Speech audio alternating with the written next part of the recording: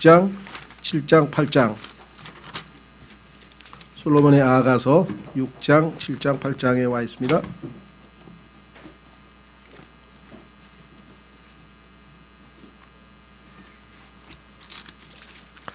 지난 시간에 우리는 여인이 예수 그리스도에 대해서 간증하는 걸 봤죠. 자신이 알고 있는 주님은 어떠한 분이시다 하면서 주님의 머리서부터 시작해가지고 발끝에 이르기까지 아주 자세하게 묘사를 하면서 그분은 모든 것이 사랑스러우신 분이다 이렇게 고백을 했어요. 그러시면서 사람들에게 예루살렘 딸들아, 이분이 나의 사랑하시는 이시요 이분이 나의 친구시다. 요즘 말하면 바로 이런 분이야, 내가 알고 계신 분이 바로 이런 분이야 하고 예수 그리스도에 대해서 자랑을 했죠. 성경에서 우리가 하나님께 영광을 돌린다 했을 때 그 영광 돌리는 게 알 듯 말 듯 조금 애매할 때가 있죠. 영광 돌린다는 게 도대체 무엇일까? 네. 구체적으로 쉽게 얘기하면 두 가지입니다. 그 이외에 영광에는 어마어마한 많은 것들이 들어있어요. 그러나 쉽게 바로 이해할 수 있다면 두 가지인데, 하나는 뭐냐면 자랑하는 거예요. 그죠? 예수님이 어떠하신 분인지, 그렇죠? 네. 내가 우리 아버지께 영광을 돌리면 우리 아버지가 이런 분이셔 하고 자랑하는 거예요. 그렇죠? 우리나라에 내가 이순신 장군 이런 놀라우신 분이 하고 예수님의 이순신 장군의 훌륭하신 점에 대해서 쫙 얘기하면 내가 이순신 장군을 영화롭게 한 거예요. 드높인 거죠. 그런 것처럼 예수님에 대해서 여러분이 알고 계신 것을 다 동원해서 이렇게 놀라우신 분이시다, 이 여인처럼 이렇게 고백하면 하나님께 영광을 돌리는 거죠. 자랑한다는 뜻이 있고요. 쉽게. 두 번째는 나타나는 거예요. 나타나는 것. 보이는 거예요. 자, 늘 말씀드립니다만은 지금 여기 전구가 이게 몇 개입니까? 쫙 비춰서 지금 환하잖아요. 그렇죠? 예. 불을 딱 끄는 순간 어둡죠. 만약에 스위치를 내리면 어두울 거 아니에요. 그렇죠? 예. 그러니까 그 스위치 있는 데까지 전기는 지금 다 와 있어요. 그런데 그 스위치를 탁 켜는 순간에 전기불이 팍 들어올 때 이것을 전기의 영광이라 해요. 전기가 탁 나타났잖아요. 전기는 저기 와 있어요. 없는 게 아니에요. 있는데 안 드러났어요. 내 안에 예수 그리스도가 계셔요. 계시지만 안 드러나 있어요. 그런데 내가 나의 선한 행실을 통해서 사람들에게 예수님을 드러나게 바깥으로 착 펼쳐 보이는 거예요. 전기불 들어오듯이. 그런 사람들이 아, 예수님 저런 분이시구나 하고 알게 되면서 영광을 돌리는 것이죠. 그렇죠? 그러니까 영광은 숨겨져 있던 게 바깥으로 이렇게 표현돼서 나타난다. 그리고 우리가 예수님을 그 빌립보서 2장 12절 말씀대로 너희의 구원을 밖으로 일하여 드러내라. 그러니까 드러내는 거예요. 그러면 아, 예수님이 이루신 구원이 어떠한 것이구나 하고 알게 되겠죠. 그리고 이 여인처럼 예수님에 대해서 자기가 체험하고 알고 있는 것에 대해서 자랑하는 거예요. 그래서 결론을 그렇게 내렸어요. 그랬더니 그 이야기를 듣고 깜짝 놀란 거예요. 야, 이 여인이 자기 그 사랑하는 분을 잊어버렸다고 찾아달라고 그렇게 막 부탁을 하더니 도대체 어떤 분이길래 그렇게까지 네가 애지중지 막 악착같이 간절하게 찾고 있느냐라고 했더니 그냥 갑자기 자기가 알고 있는 예수님에 대해서 쫙 얘기를 했다 이거죠. 또 지난번에는 그 예수님에 대해서 사랑하는 이에 대해서 좀 어떻게 알려달라고 했을 때 아주 좀 시큰둥하던 이 여인들이 이번에는 반응이 어떻게 했냐면 같이 찾으러 가자 이렇게까지 나왔어요. 보겠습니다. 6장 1절 오 여자들 가운데 가장 어여쁜 자야, 너의 사랑하는 이가 어디로 가셨느냐? 자, 너의 사랑하는 이가 어디로 돌이키셨느냐? 우리가 너와 함께 그분을 찾으려 하노라. 여러분 어떠세요? 여러분의 간증과 여러분들의 삶을 통해서 그들이 예수님에 대해서 좀 더 알고 싶어하는 마음이 생기시나요? 어떠신지 모르겠어요. 과거에 어떤 분이 그랬다 그러잖아요. 갑자기 집안에 불행한 일을 당했습니다. 그래서 마음의 갈피를 못 잡습니다. 너무 힘들어가지고. 그래서 그냥 어떻게 해야 될지 몰라가지고 여기 기웃 저기 기웃 하면서 절에도 가보고 뭐 마인드 컨트롤도 해보고 뭐 이것도 해보고 저것도 해보고 천주교도 가보고 다 해. 그래도 마음을 못 잡는 거예요. 그런데 교회는 가고 싶은 마음이 안 생기더래요. 왜? 교회는 가봐야 소용도 없다고 생각해요. 하도 교회에 대해서 부정적인 이미지를 가지고 있어가지고. 그래서 교회는 안 가겠다고 생각을 했는데 마침 자기가 다니는 직장 안에 한 사람이 있는데 주목하고 있었는데 그 사람이 크리스찬이야. 근데 그 사람은 뭔가 있는 것 같아. 뭔가 달라.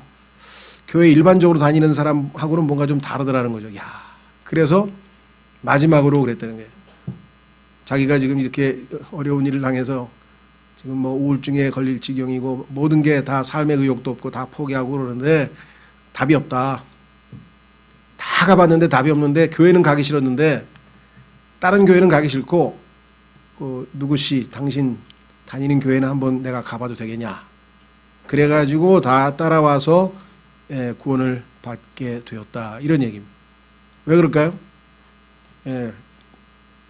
그 사람의 삶을 통해서 봤을 때 그 안에 그 사람 안에서 역사하시는 주님에 대해서 뭔가 매력을 느낀 거예요. 뭔가 끌린 거예요. 아, 저 사람은 그냥 교회는 그냥 다니는 교회 다니는 사람 같지가 않은데 뭔가 있는 것 같은데 그러다가 그 순간에 내가 여기는 한번 가야 되겠다. 다른 교회는 가고 싶지 않고 당신이 다니는 교회는 한번 가보고 싶다. 이렇게.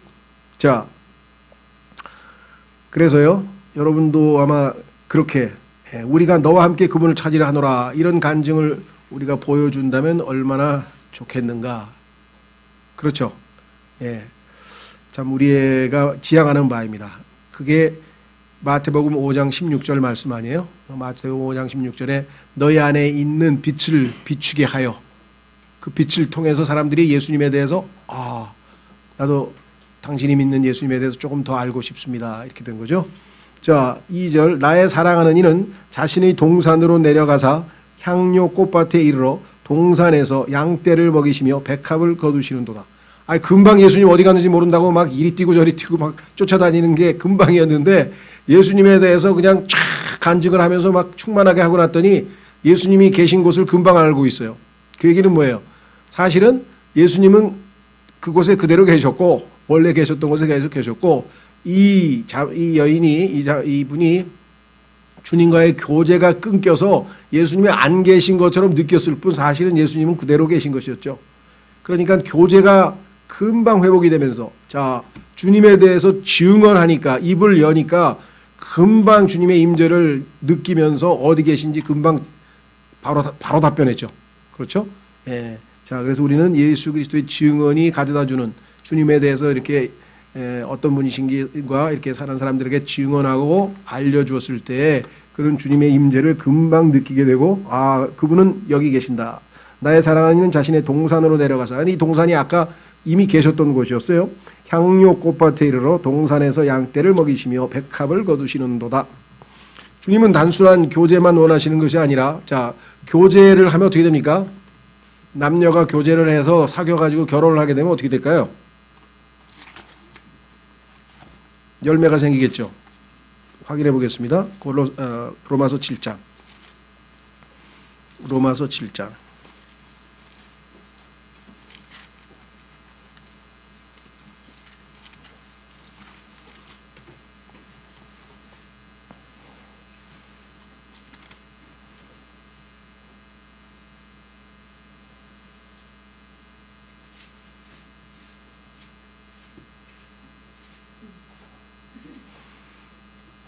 자, 여기 보시면은요.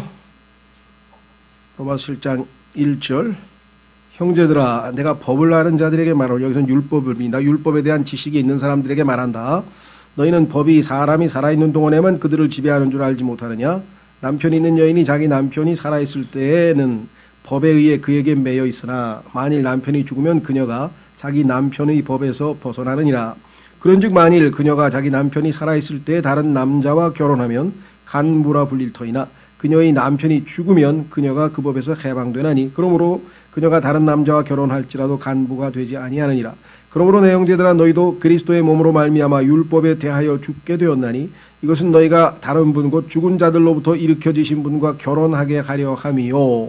결혼하면 어떤 일이 벌어지는가? 또 우리가 하나님께 이르는 열매를 맺게 하려 함이라 그랬습니다. 그렇죠?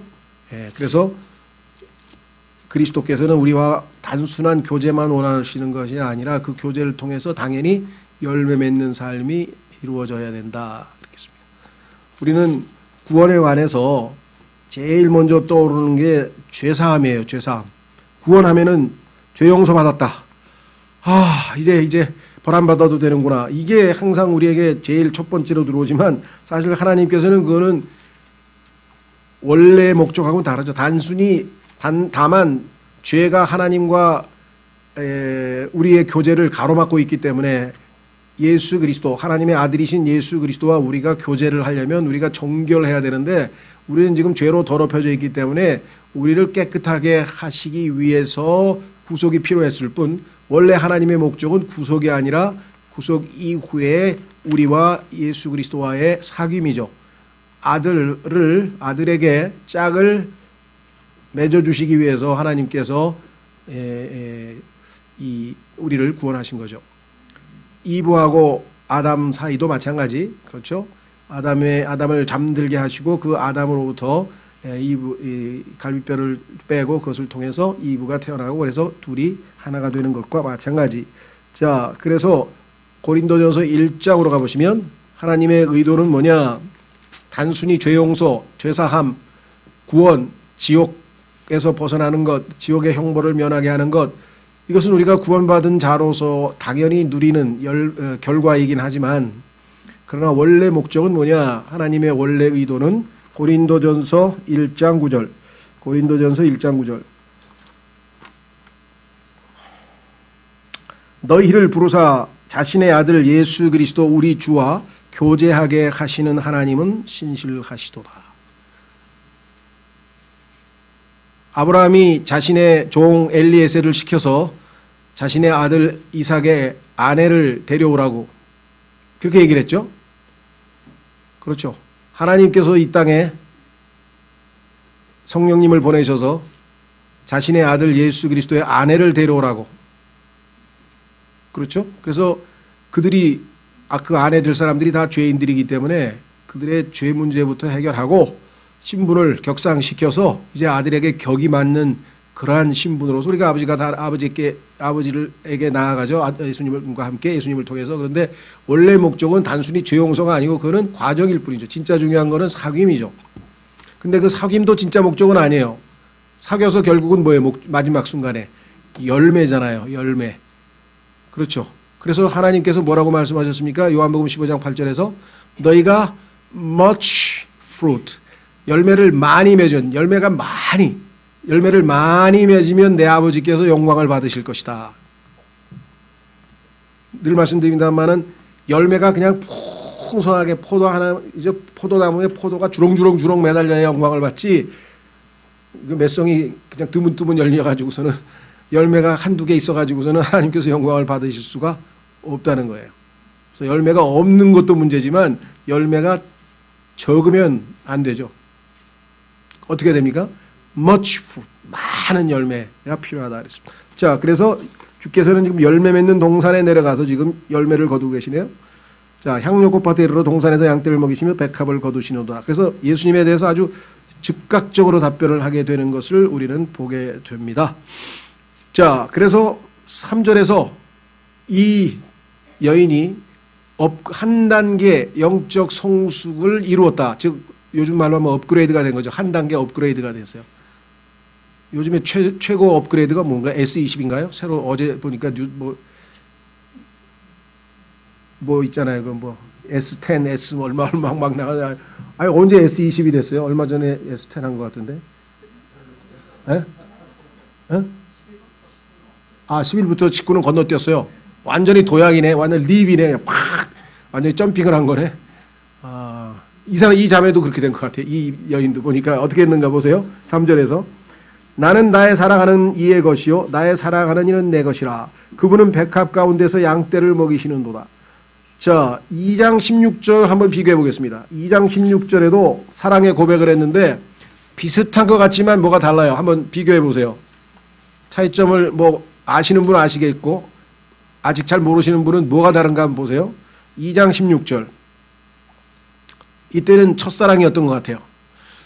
나의 사랑하는 이는 내 것이며 나는 그분의 것이라. 그분은 백합 가운데에서 양떼를 먹이시는도다. 다 똑같죠? 뭐가 달라요? 예?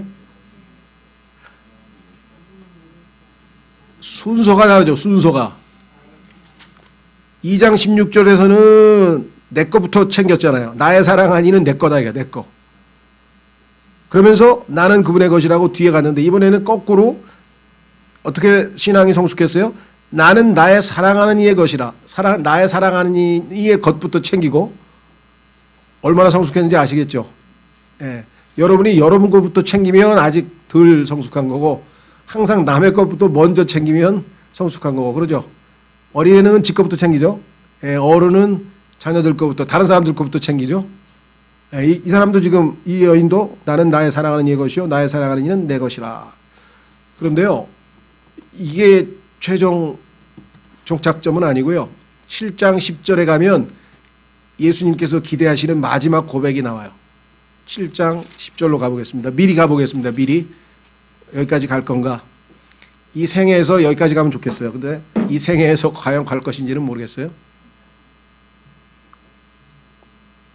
7장 10절 나는 나의 사랑하는 이의 것이요. 예수님 것부터 먼저 챙겼어요. 그 다음에 뭐예요? 내 건 안 챙겨요. 아예. 챙길 필요가 없어. 왜? 그분이 다 챙기니까. 그분이 다 챙긴 내가 내 걸 왜 챙겨? 염려할 게 없네. 그분이 다 챙기니까 나는 내 거에 대해서 아예 신경을 안 쓰는 이 정도까지를 예수님께서 우리를 대하시는 방식이 그게 바로 그거였죠. 자신의 생명을 십자가에 내어주시고 자신의 것은 하나도 안 챙긴 그러한 수준까지 우리를 높이시는 게 예수 그리스도의 야심찬 계획이에요. 그러니까 이 땅에서 그냥 뭐 시험 잘 보고 뭐 돈 잘 벌고 그냥 막 축복받고 뭐 아파트 좋은 거 사고 막 좋은 차 타고 뭐 저거 막 이거하고는 아무 상관이 없어요. 이해가 되세요? 이럴 수도 있고 저럴 수도 있고 뭐 좋은 차 탈 수도 있고 적은 차 탈 수도 있고 아니 걸어 다닐 수도 있고 아니면 뭐 그거 상관없는 거예요. 주님이 원하시는 거는 이 수준까지 예수님과 함께 되면 막힘이 없어. 주님하고 막힘이 없이 교제할 수 있다는 거죠. 예수님처럼 돼버린 거니까. 그게 요한일서 3장에서 우리가 그분과 휴거돼서 주님을 만나는 그 순간에 주님께서 우리를 그와 같이 변화시켜서 우리가 그분처럼 될 것이다. 그분같이 될 것이라고 했던 바로 그 수준입니다. 그 다음에 뭐예요? 나의 사랑하는 이는 내 것이라가 아니고 뒤에 뭐라고 했습니까? 10절에서 그분의 열망이 나를 향하시는도다. 이걸 알아버린 거예요. 주님이 나를 얼마나 사랑하시는지 알았기 때문에 나는 나 자신을 챙길 필요가 없다. 이렇게 된 거예요. 그렇죠? 그렇게 사시는 분들이 좀 드문드문 있는 것 같아요. 이렇게 내가 보니까. 아, 그렇게 사시는구나. 참 부럽습니다. 자, 다시 돌아옵니다. 이번에는 우리는 이제 그래도 한 단계 업그레이드 돼서 5장까지 왔는데요. 이제 6장까지. 자, 그래서 이제 주님께서 이렇게 한 단계 업그레이드 됐으니 얼마나 기쁘셨겠어요. 그렇죠? 예, 비록 잠시 동안 예수님에게 눈을 놓치고 한눈 팔면서 자기 혼자 편안하게 안주하려고 했던 그런 상태였지만 그 과거의 잘못에 대해서 전혀 질책하거나 묻지 아니하시고 변화돼서 한 단계 업그레이드 된 그 여인에 대해서 지난번 고백했던 고백을 또 하시는 거죠. 보십시오. 오, 내 사랑아, 너는 디르사같이 어여쁘고 예루살렘같이 아름다우며 깃발을 세운 군대같이 위엄이 있구나. 내 눈이 나를 사로잡았으니 내게서 그 눈을 돌려다오. 이때 돌려달라는 얘기는 가져갔으니까 돌려달라는 뜻이 아니라 딴 데로 좀 쳐다봐라. 나 네 눈의 시선이 너무 부담스럽다기보다는 뭐랄까 너무 강렬하게 예수님을 쳐다보니까 너무 갈망하는 눈으로 바라보니까 예수님께서 그 눈 좀 딴 데로 치워라 라고까지 할 정도면 얼마나 강렬하게 쳐다봤길래 했을까 한번 생각해 보십시오. 그렇죠? 예, 조금 전에 예수님을 놓쳤기 때문에 이번에는 그냥 안 놓치기 위해서 아마 눈을 동그랗게 뜨고 쳐다봤던 것 같아요. 예수님만. 믿음의 창시자의 완성자이신 예수님을 바라보자. 아마 그냥 예수님만 바라보고 이제 부지런히 쫓아오는 것이니까 예수님께서 눈을 돌려달라고 옆으로 치워라. 내 머리털은 길르앗에서부터 모습을 드러낸 염소떼 같고 내 이는 씻는 데서 올라가는 양떼 같은데 이때는 다 쌍둥이를 낳으며 그것들 가운데는 수태하지 못하는 것이 하나도 없구나. 풍성한 열매를 맺는 자구나. 이렇게 하면서 지금 아주 감탄과 칭찬을 하셨죠. 내 관자놀이는 내 머리채 속에 든 석류 조각. 석류 아시죠? 그 알갱이가 얼마나 많아요. 생명의 풍성함을 상징하는 석류에다가 또 비유했으니까 풍성한 열매를 맺는 모습으로 지금 주님께서 바라보고 계시는 건데요. 자, 디르사라고 하는 도시는요, 원래는 그 여호수아가 그 가나안 정복을 할 때 정복했던 그 이 사마리아 지역에 있는 한 도시인데요. 에브라임이라고 하는 지파의 유업에 해당하는 도시인데, 여기가 한동안 그 북왕국 이스라엘의 수도였습니다. 그래서 그 아름다움이 예루살렘과 라이벌 관계예요. 라이벌 관계. 글쎄 뭐 우리나라도 뭐 그런 게 있나요? 뭐 부여하고 경주가 라이벌 관계인가? 하여간 아름다움으로 치면은 하나는 백제 왕국의 수도가 하나는 신라 왕국의 수도니까, 하여간 뭐 그런 관계처럼 남왕국은 예루살렘이 최고로 아름다운 도시고 북왕국은 디르사가 최고로 아름다운 도시인데, 거기다 비유했다는 것은 가장 아름답다 이런 뜻이겠죠. 비유법이니까.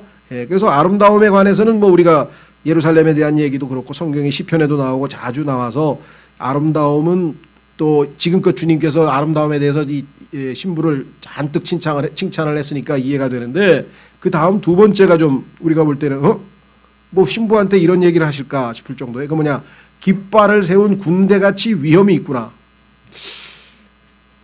여자에게 뭐 위험이 있다 뭐 이런 것은 과연 칭찬일까요? 여긴 칭찬입니다. 단순한 아름다움이 아니라 그 뭔가 정말 이 단호하고 주님을 따르고자 하는 어떤, 아까도 우리 봤잖아요. 우리가 신부인 정체성이 있는가 하면 군인이라 그러잖아요. 군인.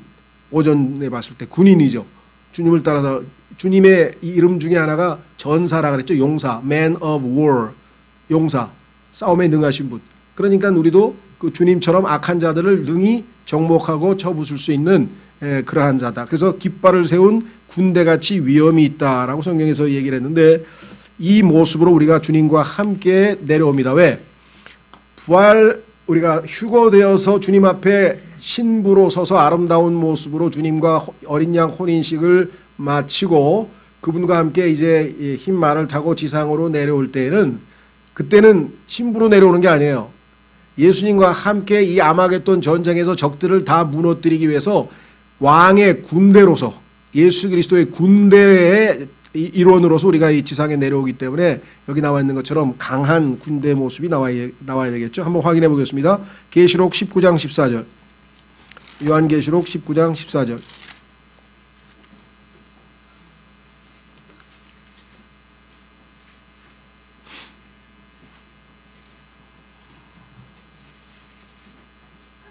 예수님께서 이제 지상재림을 하시는 거예요.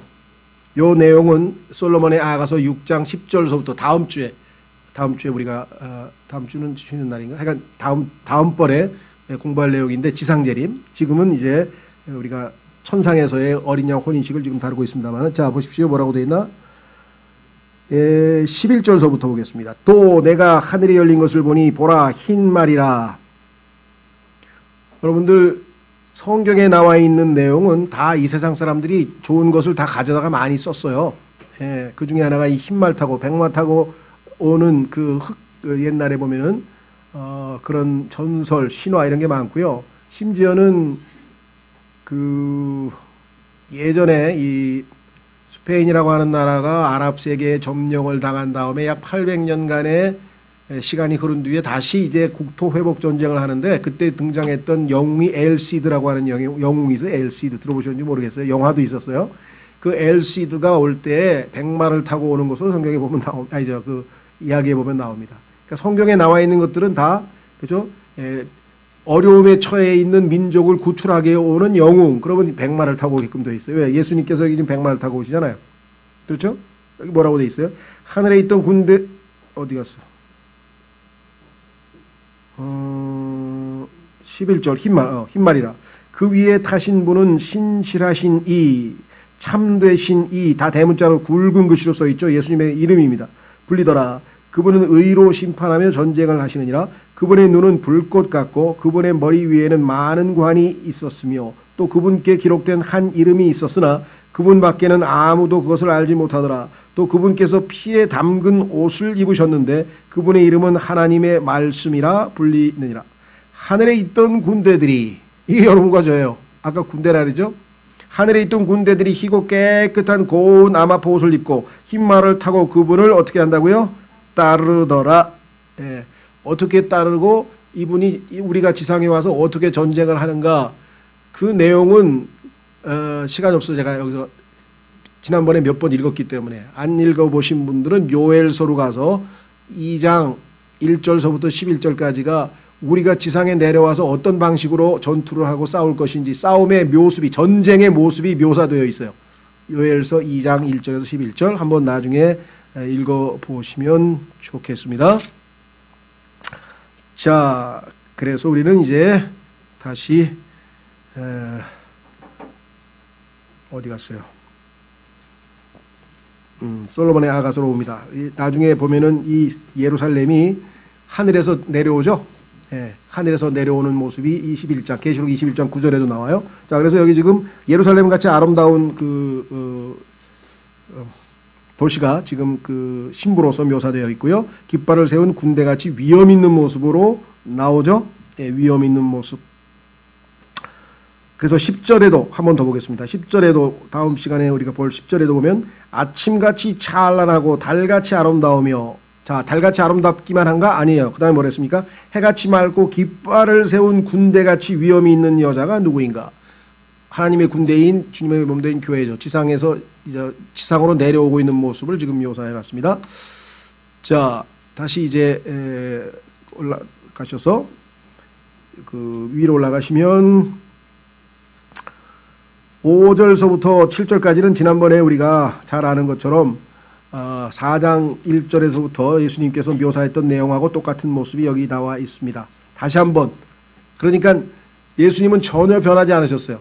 동일하게 여자는 마음이 식었다가 다행히 회복했지만, 그렇다고 해서 거기에 대해서 주님께서 생각이 바뀌셔서 달리 취급하시고 달리 대하시는가? 전혀 그게 아니고 똑같은 고백을 하면서 다시 그를 받아들여주고 계시는 장면이 나옵니다. 이것이 정말 우리와 주님과는 다른 모습이죠. 여러분 어떠세요? 여러분과 친한 친구가 있었는데 그 녀석이 배반해가지고 떠났다가 나중에 잘못했다고 다시 돌아오면 똑같이 대해 주실 겁니까? 아니면 뭔가 의심에 찬 눈초리로 이 진짜야? 예, 우리하고는 다르죠. 예수님은 지금 똑같이 얘기했어요. 5절부터 6절 7절이 4장 1절에 3절하고 똑같은 내용으로 주님께서 고백하고 계신 것을 보게 되네요. 그렇죠? 자, 그래서 우리는 이제 8절에서 이제 9절, 이게 소위 말하면 하늘에서 어린 양 혼인잔치를 하고 있는 모습이 여기 나와 있네요. 그렇죠? 예. 자, 한번 확인해 보겠습니다. 8절. 왕비가 60명이요 후궁이 80명이며 처녀는 수도 없이 많으나 나의 비둘기 나의 더럽혀지지 아니한 자는 오직 하나뿐이로구나. 그녀는 그녀의 어머니의 유일한 자요 그녀를 낳은 여인이 가장 귀중히 여기는 자로구나. 딸들이 그녀를 보고 축복하였으니 참으로 왕비들과 후궁들도 그녀를 칭찬하였도다. 자, 계시록에도 보면은 이 칭찬하는 장면이 나오는데요. 한번 확인하고 그 다음에 시편으로 가보겠습니다. 계시록 19장. 그 신부의 아름다운 모습을 두고 다들 칭찬하는 장면이 계시록 19장 6절에서 7절.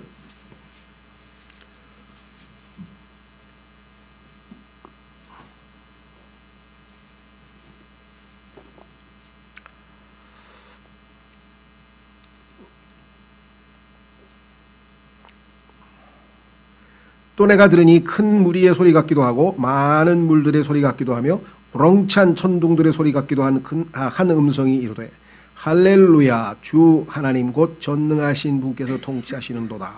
우리가 즐거워하고 기뻐하며 그분께 존귀를 돌릴지니 어린 양의 혼인잔치가 이르렀고 그분의 아내가 또 자신을 예비하였도다.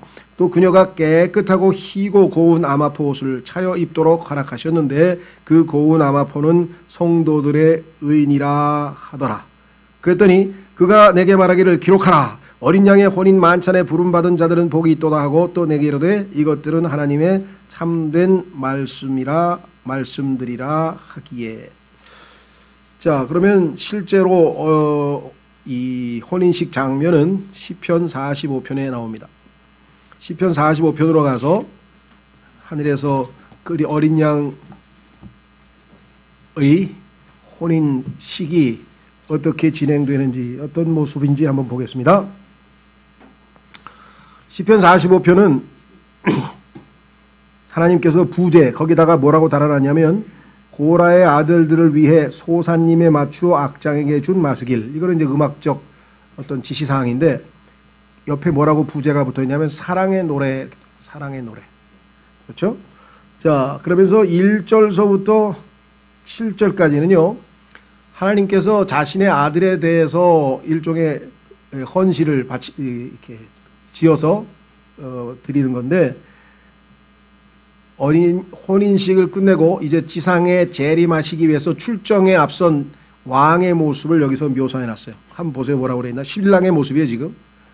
신랑이 결혼식을 끝내고 이제 드디어 지상에 내려가서 왕으로 만왕의 왕으로 등극하시기 위해서 이제 지상으로 내려가기 직전에 그 늠름한 모습을 아들의 모습을 보시면서 아버지가 이렇게 얘기를 합니다. 내 마음이 좋은 일을 읊으리라. 내가 왕에 관하여 지은 것들을 말하리니 내 혀는 능숙한 문장가의 펜이로다. 왕은 사람들의 자녀들보다 더욱 아름다우시니 왕의 입술에 은혜가 넘치나이다. 그러므로 하나님께서 왕을 영원히 복되게 하셨나이다. 아버지가 아들을 이렇게 복을 주셨죠. 오 지극히 등하신 이여 왕의 검을 넓적다리에 차시고 왕의 영광과 위엄을 두르소서. 이제 마지막 왕 위에 등극하시기 위해서 지상으로 내려가십니다. 진리와 온유함과 의로 인하여 왕의 위엄 속에서 형통하게 말을 타소서. 이 말은 흰말이라고 아까 계시록에서 보았습니다. 왕의 오른손이 왕에게 두려운 일들을 가르치리이다. 왜 그렇습니까? 이제 심판의 날 복수의 날 하나님을 거역했던 인류의 모든 하나님을 대적하는 자들을 일거에 다 깨끗하게 purge, 정화시키기 위해서 깨끗하게 다 청소하시기 위해서 사실은 이 단어가 북한에서 쓰는 이 숙청이라는 단어예요. 숙청, 깨끗하게 다 청소한다는 얘기인데 자, 그래서 두려운 일이죠. 두려운 일. 왕의 화살들은 날카로워 왕의 원수들의 심장을 꿰뚫라니 이로써 백성들이 왕 아래 쓰러지나이다. 오 하나님이여 주의 왕좌는 영원무궁하오며 이제 영원한 왕국을 세우러 내려갑니다. 이제는 더 이상 다른 왕국이 있을 필요가 없는 영원한 무궁한 왕국. 왕의 왕국의 홀은 의로운 홀이니이다. 홀이라고 하는 것은 지휘봉이라 그랬죠. 군대에 보면 장군들이 이렇게 있는 가지고 있는 지휘봉, 통치권을 상징하죠. 그래서 미인 대회 할 때 그 뭐라 그래요? 진이라 그러나 진선미 하면 그 진에 해당하는 대상 받은 여인이 지휘봉을 받잖아요. 왜? 여왕이 됐으니까. 통치권을 상징하는 홀의 홀, 막대기. 자, 그래서 어떤 통치냐? 의로운 통치다. 의로운 통치. 왕이 의를 사랑하시고 악을 미워하시니 의만 사랑하는 게 아니라 악을 미워해야 진짜 왕입니다. 왜? 여호와의 증인은 예수님은 의도 사랑하시고 악도 사랑하시고 다 사랑한대. 모든 걸 다 사랑한대. 그래서 마귀도 구원시켜버린다고. 그런 이상한 만인 구원론이라고 하는 엄청난 이단 교리를 만들어가지고 그러면서도 자랑스러워. 왜? 하나님은 얼마나 사랑이 많으신지 마귀도 다 사랑해서 구원시켜버린다. 어떻게 보면 홀라당 넘어갈 만하죠. 우리 하나님이 사랑이 많으냐 니네 하나님이 사랑이 많으냐. 그건 사랑이 아니죠. 거짓을 사랑하는 게 왜 사랑입니까? 그게 왜 의로운 사랑이어야 되죠. 자, 그래서 이걸 조심하셔야 돼요. 왕이 의를 사랑하시고 악을 미워하시니 그러므로 하나님 곧 왕의 하나님께서 즐거움의 기름으로 왕의 기름을 부어 왕의 동료들보다 높이셨나이다. 이제는 이제 영원토록 주의 오른편에는 즐거움이 있나이다 한 것처럼 우리는 이제 영원토록 즐거움만 있는 곳에서 지내게 되겠죠. 계시록에서 뭐라고 했습니까? 싹 다 없어지는 것 찾지 마시고 제가 읽어드릴게요. 시간이 없으니까. 여러분 뭐 너무나 잘 아시는 거니까 그냥 들으시면 아시겠죠. 또 하나님께서 그들의 눈에서 모든 눈물을 씻어주시리라. 다시는 사망이 없고 슬픔도 울부짖음도 없으며 아픔도 다시는 없으리니 이는 이전 것들이 지나갔기 때문이라 하더라. 자, 그 다음에 뭐라고 얘기했나 보십시오. 8절에 왕의 모든 옷은 상하 궁궐에서 나오는 모략과 알로에와 계피의 향내를 풍기오니 지금 우리 솔로몬의 아가서도 예수 그리스도와 향기와의 관계에 대해서 계속 지금 여러 번 봤었죠. 그들이 그것들로 왕을 즐겁게 하였나이다. 예수 그리스도께서 가장 즐거워하는 것 중에 하나는 향기입니다. 냄새입니다. 구약에서는 어떻습니까? 예, 번제, 고기 타는 냄새를 좋아하시죠. 그래서 흠향하신다 그랬잖아요. 그 고기가 타는 것을 보시고 죄가 다 파괴되고, 그렇죠? 하나님께서는 그 제물을 통해서 속죄 헌물, 번제, 타오르는 타는 헌물을 통해서 영광을 받으신. 자, 그 다음에 이제 드디어 거기에 결혼식장에 왕 대신에 나머지 분들 나오네요. 9절. 왕의 존귀한 여인들 가운데는 왕들의 딸들이 있었으며 왕비는 오빌의 금으로 꾸미고 왕의 오른쪽에 서 있었나이다. 오 딸이여 듣고 깊이 생각하며 귀를 기울일지어다. 또한 내 백성과 내 아버지 집을 잊을지어다. 그리하면 왕이 내 아름다움을 심히 사모하시니 그분은 내 주신이라. 너는 그분께 경배할지어다. 또 두로의 딸이 예물을 가지고 거기에 있으리니 심지어 백성 가운데 부자들도 내 호의를 간청하리로다. 왕의 딸은 그 속이, 여러분과 저는 내면이 아름다워진다 그랬죠? 예, 그 속이 온통 영화로우니 그녀의 옷은 세공한 금으로 이루어졌도다.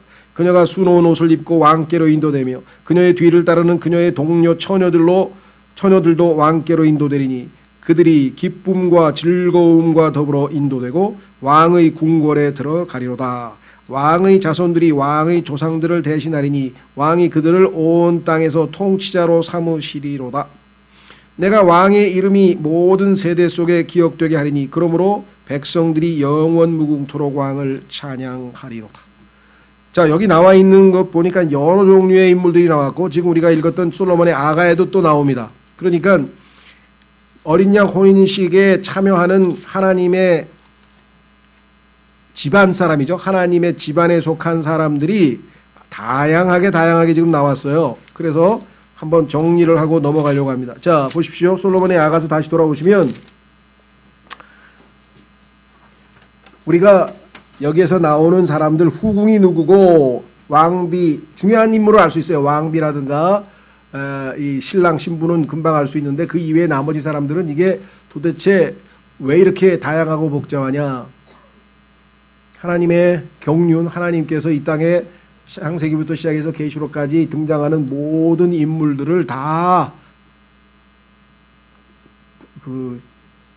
rightly, 올바르게 잘 구분해서 보면은 예를 들면 우리가 잘 아는 것처럼 신랑은 물론 당연히 예수 그리스도고요. 신부는 교회고요. 주님의 몸된 교회고.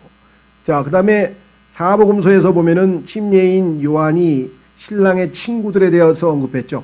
그죠? 신랑의 친구들이 있다 그랬어요. 자, 그러면 신랑의 친구들은 누굴까요? 율법. 자, 출애굽기 32장에서 주님이 주신 20장에서 하나님이 주신 그 율법 이후에, 율법을 받은 이후에 침례인 요한까지가 한 율법 시대라고 하는 한 시대죠. 그 시대에 구원받은 유대인들은 신랑의 친구로서 결혼식에 참여합니다. 자, 그 다음에 여기 나오는 왕비들이 있어요. 왕비들. 자, 왕비라고 하는 것은 율법 이전에, 즉 출애굽기 20장 이전에 구원받은 이방인들. 그 다음에 후궁들, 율법 시대, 즉 출애굽기 20장 이후에 침례인 요한까지의 그 시대에 구원받은 유대인은 친구들로 분류되고 구원받은 이방인은 후궁들로 분류되고, 그 다음에 교회가 휴거된 이후에 환란 시대에 구원을 받게 될 이방인들이 있죠. 네, 그런 사람들은 성경에서 손님들로 하객으로 분류되고, 환란 시대에 구원받게 될 유대인들은 성경에 뭐라 했어요? 처녀들, 그렇죠. 처녀들이라고 표현했죠. 네, 이렇게 다양하게 성경에 묘사되어 있어요. 그러니까 정말 이 땅에 태어난 모든 인간들은 나중에 구원을 받았을 경우 구원받은 사람들은 다 시대별로 하나님께서 명칭이 다 들러붙어 있어요. 그렇죠. 여러분들 결혼식장이든 아니면 무슨 큰 잔치에 가면은 다 이렇게 명패가 붙어 있잖아요. 누구 해서 다 그 자리에 앉아야죠. 다른 데 가서 가면 안 되죠. 그런 것처럼 지금 하나님의 집안이라고 보통 이제 하우스홀드라 하는데 집안에 해당하는 모든 사람들의 명칭이 이렇게 자세하게 하나 둘씩 다 나와 있어요. 자, 그래서 우리는 다시 돌아옵니다. 8절 9절 읽고, 자, 왕비가 60명이요 후궁이 80명이며 처녀는 수도 없이 많으나. 이해가 되시죠? 왜 이렇게 많은지. 어떤 분들은 이렇게 요즘에 우리의 소위 말하는 이 세상에 사는 도덕관념으로 보면은 왜 이렇게 부인이 많으세요? 그거와는 상관이 없는 거고, 하나님께서 지금 이 땅에 예수 그리스도를 믿고 구원받은 우리 이 시대, 교회 시대의 여러분과 저는 신부로 최고의 지위로 지금 올라갔고, 그 나머지 모든 하나님의 집안 식구들을 다 이렇게 분류해서 그들에게 적합한 호칭과 함께 지위를 다 부여한다는 것이에요. 질서정연하게.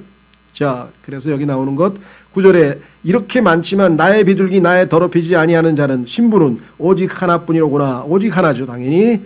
그녀는 그녀의 어머니의 유일한 자요. 그녀의 어머니 이름도 나와 있죠. 새 예루살렘이라고, 하늘에 있는 예루살렘이라고 갈라디아서 4장 26절에 보면 나와 있죠. 그녀를 낳은 여인이 가장 귀중히 여기는 자로구나. 딸들이 그녀를 보고 축복하였으니 참으로 왕비들과 후궁들도 그녀를 칭찬하였도다. 생각해 보세요. 자, 이 여인이 아까 얼만큼 성숙했습니까? 예. 나의 사랑하는 이는 내 것이요 나는 그분의 것이라고 했다가 성장해가지고 나는 나의 사랑하는 이의 것이요 나의 사랑하는 이는 내 것이라고 했다가 더 나아가서 나는 나의 사랑하는 이의 것이요 그분의 열망이 나를 향하는 도다 하고 완전히 자아를 처리해서 주님으로 충만하게 된 모습이 됐기 때문에 사람들이 어떻게 하겠어요? 당연히 칭찬하죠. 그렇죠. 여기 나와 있잖아요.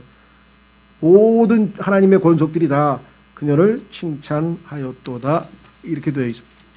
이것이 여러분과 제가 걸어가는 길입니다. 자, 뭐 각자마다 단계가 다르겠죠. 신앙생활 한 경륜도 있고 그 다음에 얼마만큼 자기가 헌신했냐에 따라서도 달라지겠고 지금 현재 영적 상태가 다 사람마다 다르겠지만 이 여인이 주님을 향해서 한 걸음 한 걸음 마지막 최종적인 완성품이 될 때까지 이제 걸어가는 과정이라는 것을 우리가 한번 공부하고 있다는 것. 자, 그래서 이제 다음 시간에 10절서부터 이제 어린 양 혼인잔치가 끝나고 지상재림에 관한 얘기가 그리고 천년왕국에 대한 얘기가 6장 10절서부터 나올 것이고요. 자, 마무리를 지으면서 한 가지 짚고 넘어가고 싶은 것은요. 신기한 내용은 성경에 보면 하나님이라고 하는 단어와 주님이라고 하는 단어가 모든 성경에 다 나옵니다. 그런데 구약 성경에 에스더라고 하는 책이 있어요. 에스더라고 하는 책과 솔로몬의 아가서에는요. 하나님이란 단어도 안 나오고 주님이란 단어도 안 나와요.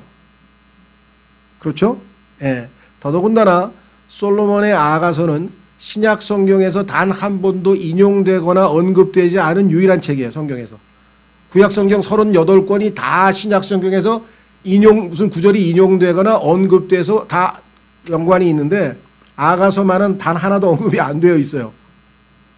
그런 우리가 볼 때는 그런 책인데 오히려 예수 그리스도에 대해서 가장 우리에게 친밀한 모든 깊은 내용들을 우리에게 소개해주고 있는 책이다. 이거 굉장히 역설적이죠.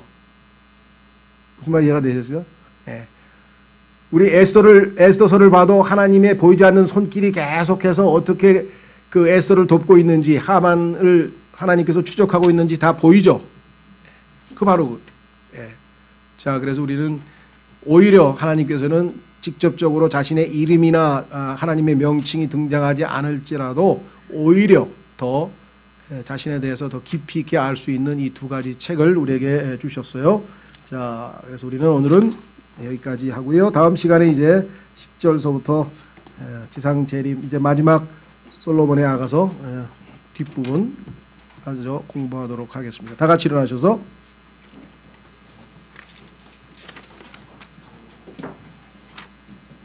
(1060장으로) 주님께 찬송하고 마침 기도하겠습니다. 1060장